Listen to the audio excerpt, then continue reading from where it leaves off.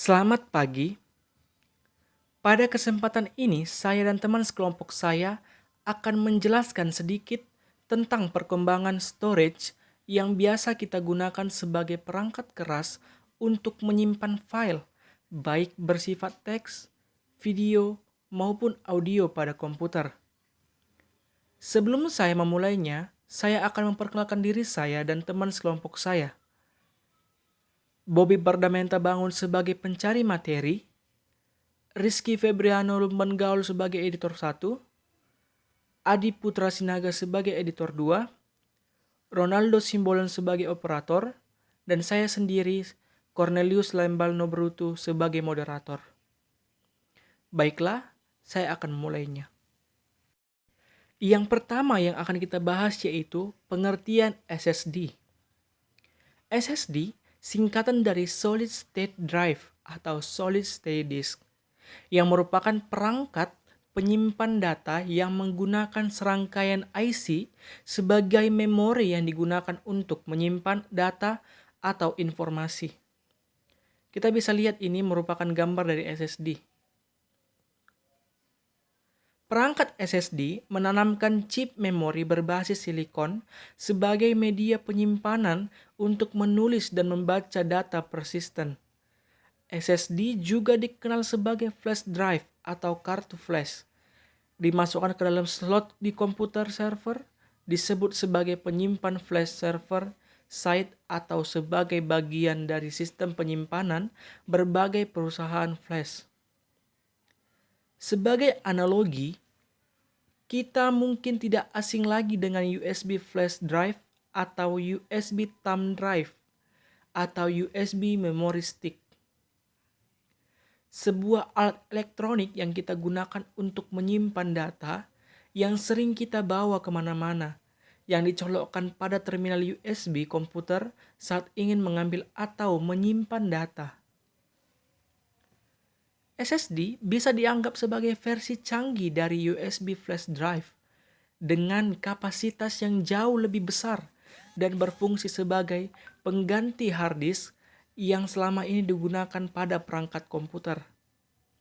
Jadi, SSD adalah perangkat elektronik yang berfungsi menyimpan data seperti hard disk atau HDD, hard disk drive, namun konstruksinya seperti USB flash drive yang tersusun dari beberapa IC sebagai memori.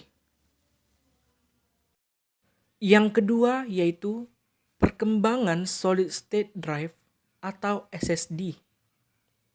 Hardware komputer merupakan salah satu hal yang perkembangannya sangat cepat. Dengan perkembangan eksponensial, hardware yang ada pada tahun ini jauh melebihi yang ada pada tahun lalu. Bahkan dengan harga yang lebih murah atau relatif sama, serta bentuk yang lebih kecil. Salah satu yang berkembang dengan sangat cepat adalah media penyimpanan atau storage pada komputer. Pada awal perkembangannya, komputer memiliki media penyimpanan dengan bentuk yang sangat besar, tetapi hanya dapat menyimpan beberapa kilobytes data saja. Namun, pada era sekarang, penyimpanan komputer membutuhkan ruang yang sangat kecil, namun dengan kapasitas penyimpanan yang sangat besar. Tidak hanya dengan kapasitas penyimpanan, kecepatan perpindahan data juga sudah sangat berkembang.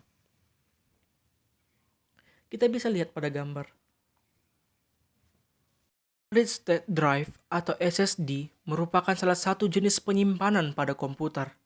Berbeda dengan hard disk drive atau HDD, SSD tidak memiliki piringan kaset di dalamnya. SSD bisa tetap menggunakan form factor atau protokol yang sama dengan HDD, seperti SATA atau serial ATA, sehingga membantu mempopulerkan pengguna SSD. SSD bisa melakukan perpindahan data yang jauh lebih cepat dibandingkan HDD, sehingga membantu mempercepat startup time operating system atau iOS serta loading times di games.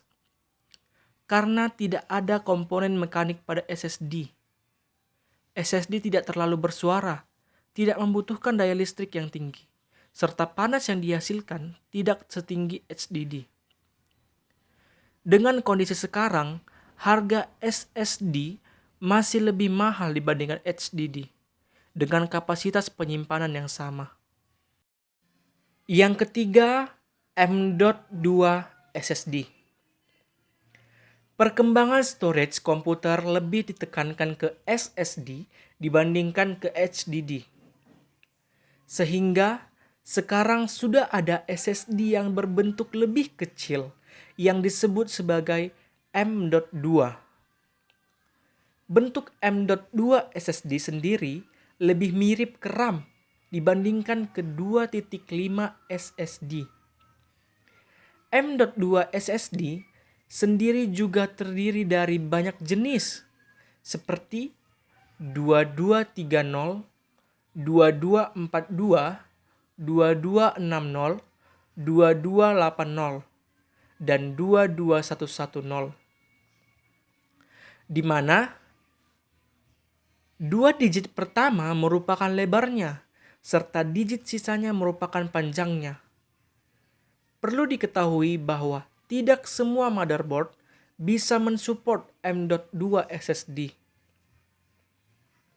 Pada awalnya, M.2 SSD yang dikembangkan menggunakan interface SATA sehingga membantu mempopulerkan M.2 SSD ini. M.2 SSD dengan interface SATA memiliki kecepatan perpindahan data yang kurang lebih sama dengan SSD 2.5 dengan interface SATA juga.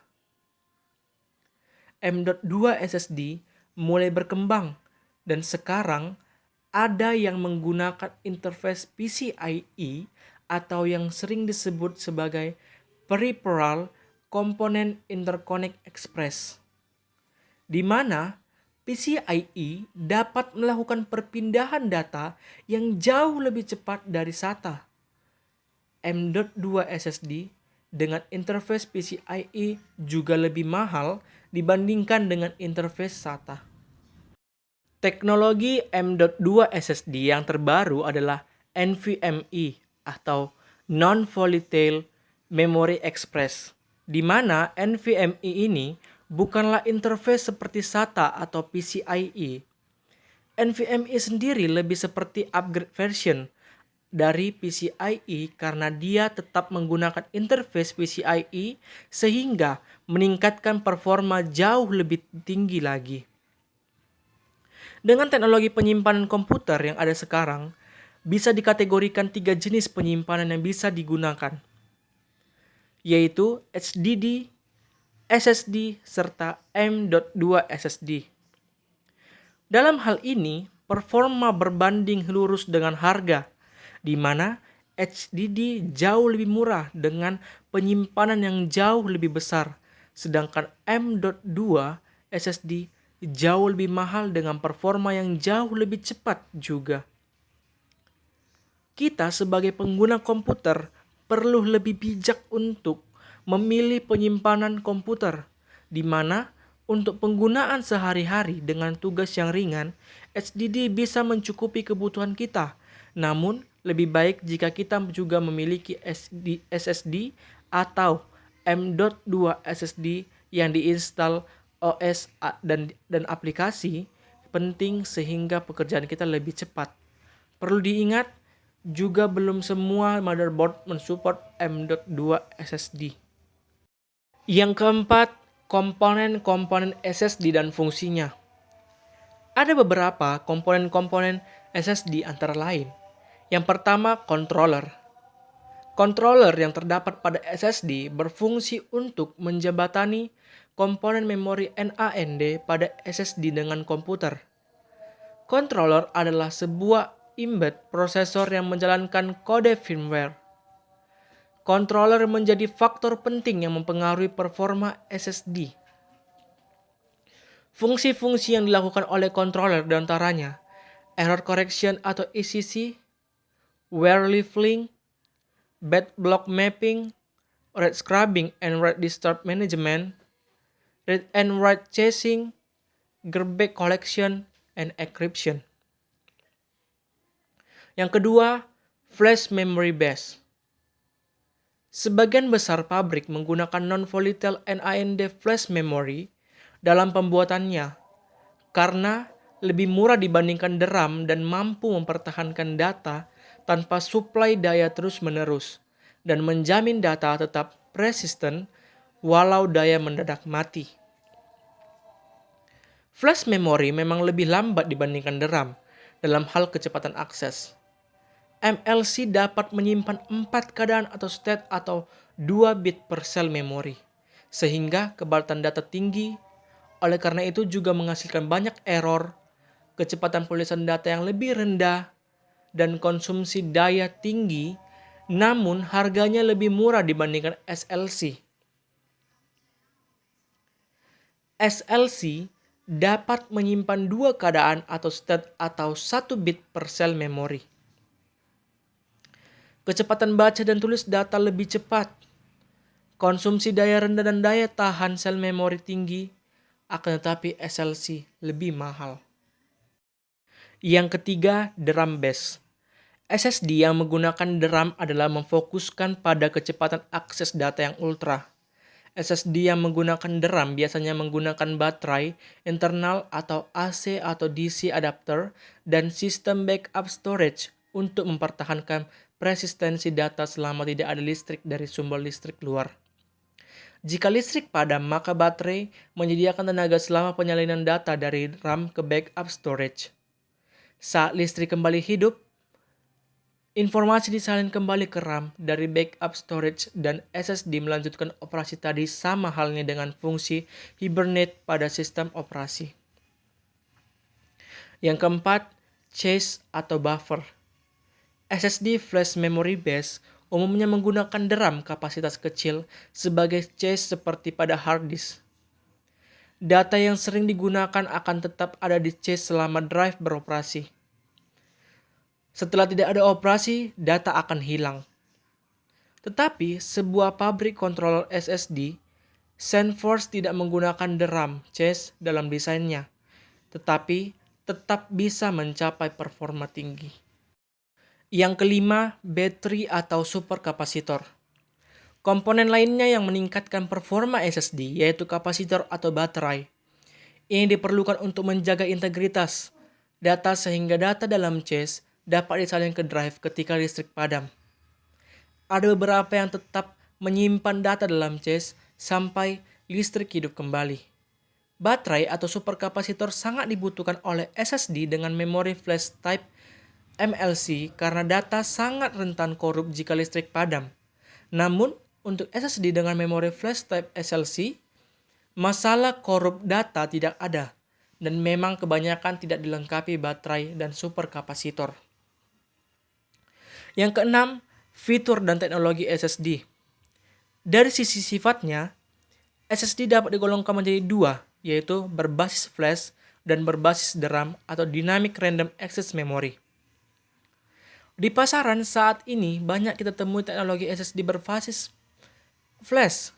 Misalnya, flash disk, secure digital atau SD card, micro SD card, multimedia card atau MMC, dan compact flash atau CF. Sementara SSD dengan ukuran fisik sebesar hard disk konvensional yaitu ukuran 1,8 inci dan 2,5 inci dengan kapasitas hingga di atas 128 GB. Sejak tahun 2008 sudah mulai populer di pasaran seiring dengan harganya yang makin terjangkau. SSD berbasis flash memanfaatkan sejumlah kecil DRAM untuk cache yang dipakai untuk menyimpan informasi tentang penempatan blok data serta informasi where living. Sebuah teknik untuk memperpanjang usia pemakaian memori berbasis flash. Sementara pada SSD dengan kinerja tinggi biasanya juga dilengkapi dengan penyimpanan daya listrik sementara atau energy storage. Komponen ini umumnya disusun dari rangkaian kapasitor atau baterai yang berfungsi untuk memindahkan data dari cache SSD ke flash memori saat komputer dimatikan atau mati mendadak jika berbasis kapasitor, atau untuk menyimpan data sementara dalam cache jika menggunakan baterai. Yang ketujuh, SSD berbasis flash. Data dalam SSD berbasis flash biasanya disimpan dalam sel memori pada chip. Dalam kelompok ini ada dua macam jenis sel memori yang umumnya digunakan, yaitu jenis MLC atau multi-level cell dan SLC atau single level cell. SSD jenis MLC biasanya lebih murah dibandingkan dengan yang berbasis SLC. Hal ini disebabkan MLC menyimpan data sebesar 3 bit atau lebih setiap selnya. Sedangkan untuk SLC hanya 1 bit saja, sehingga biaya per gigabyte-nya menjadi lebih rendah. Sedangkan SSD jenis LC berharga lebih mahal. Namun, tipe ini memiliki kelebihan tersendiri jika dibandingkan dengan jenis MLC, yaitu kecepatan transfer data yang lebih tinggi, konsumsi daya yang lebih rendah, dan daya tahan sel memori yang lebih lama. Salah satu penyebab mahalnya harga SLC ini adalah ongkos pembuatan yang lebih tinggi per gigabyte-nya, mengingat SSD jenis SLC hanya mampu menyimpan data dengan jumlah yang lebih sedikit per selnya. Yang kedelapan, SSD berbasis DRAM. SSD dengan teknologi ini memiliki kecepatan akses data yang sangat tinggi, umumnya kurang dari 1 milidetik. Perangkat ini biasanya dilengkapi dengan baterai internal dan sistem penyimpanan data cadangan untuk memastikan tetap adanya data dalam SSD saat komputer dimatikan atau mati mendadak. Dalam kondisi ini, baterai dalam SSD akan memasok daya bagi rangkaian sel untuk menyalin semua informasi dari DRAM ke perangkat yang penyimpanan cadangan. Saat komputer dinyalakan lagi, semua informasi ini akan dikembalikan lagi ke DRAM. Yang kelima, kita membahas tentang kelebihan dan kekurangan SSD. Yang pertama, kelebihan SSD. SSD memiliki beberapa kelebihan yang membuat tipe penyimpanan ini lebih menarik dipilih dibanding HDD. Yang pertama, performa lebih cepat. SSD menawarkan performa yang lebih cepat jika dibandingkan dengan HDD. Performa dalam hal ini adalah kecepatan baca dan tulis yang lebih cepat. Contohnya, SSD SATA 2,5 inci saja minimal memiliki kecepatan baca dan tulis di angka 400 sampai 500-an. Sementara kecepatan baca tulis HDD umumnya berkisar di angka 150-an. Nilai kecepatan baca tulis lebih cepat jika menggunakan SSD NVMe PCIe X4 yang angkanya bisa sampai 3.000 sampai 4.000-an. Angka yang besar bukan? Apa pengaruh dari angka ini? Dengan angka yang lebih tinggi akan membuat proses membuka program lebih cepat. Melakukan booting Windows juga lebih cepat. Contohnya misalnya, sebuah laptop Windows 10 dengan HDD memiliki kecepatan booting kisaran 45 detik. Sementara laptop Windows 10 dengan SSD memiliki kecepatan booting hanya dengan 5 detik saja. SSD juga membantu dalam mengoptimalkan kinerja multitasking komputer. Jadi, tidak hanya berpengaruh dalam kecepatan membuka program atau game, tetapi juga SSD memberi pengaruh kecepatan perpindahan aplikasi. Yang kedua, tidak menimbulkan bunyi. Karena tidak menggunakan piringan yang berputar, SSD relatif lebih sunyi ketika digunakan, berbeda dengan HDD yang digunakan misalnya membuka program di Windows. Piringan akan berputar yang menimbulkan bunyi putaran. Yang ketiga, lebih hemat energi. Selain tidak berisik, SSD juga menawarkan konsumsi daya yang lebih hemat. Berbeda dengan HDD yang memiliki komponen bergerak yang tentunya membutuhkan lebih banyak energi. Yang keempat, lebih minim kerusakan. HDD dikenal sebagai perangkat yang sensitif. Adanya piringan bergerak di dalam HDD membuat pengguna HDD harus ekstra hati-hati. Terlebih jika HDD mengalami benturan yang membuat perangkat HDD rusak atau malah menimbulkan bad sector. Meskipun ada cara untuk memperbaiki bad sector pada HDD, tentu lebih baik memiliki perangkat yang minim kerusakannya seperti SSD. Karena di dalam SSD terdapat flash memory dan bukan piringan bergerak, membuat SSD minim dari kerusakan yang umum terjadi di HDD. Yang kedua, kekurangan SSD. SSD memang memiliki banyak keunggulan jika dibandingkan HDD, tapi SSD juga memiliki beberapa kekurangan yang perlu diperhatikan. Yang pertama, harga yang lebih mahal. Karena SSD adalah teknologi yang lebih baru, jelas harga perangkat ini lebih mahal dibandingkan HDD. Sebagai contoh, dengan harga 600 ribuan sampai 700 ribuan, Anda bisa mendapatkan HDD 1 terabyte yang cukup berkualitas. Dengan kisaran harga yang sama, Anda hanya mendapatkan SSD berkapasitas 256 GB saja. Yang kedua, kapasitas. Menilik harganya, jelas SSD tidak menawarkan kapasitas yang besar dengan rentang harga yang sama. Karena itu, kapasitas jadi satu keuntungan lain dari SSD. Soal kapasitas ini, orang lebih banyak memilih HDD berkapasitas besar sebagai penyimpanan atau back data saja. Yang ketiga, memiliki batas umur. HDD mengalami kerusakan jika terjadi benturan, adanya bad sector, atau karena memang piringan yang rusak. Jika tidak ada mengalami kerusakan apapun, HDD bisa bertahan lama sepanjang dirawat dengan baik. Hal yang sama tidak berlaku bagi SSD. SSD memiliki batas umur. Umur SSD biasanya dihitung dengan satuan terabytes written atau TBW. Sederhananya, setiap kali menulis ulang data di SSD, saat itu juga SSD mengalami penurunan kemampuan yang mengakibatkan pada akhirnya SSD akan rusak setelah mencapai batas TBW. Demikianlah penjelasan SSD atau Solid State Drive. Sekian dari kami ucapkan terima kasih.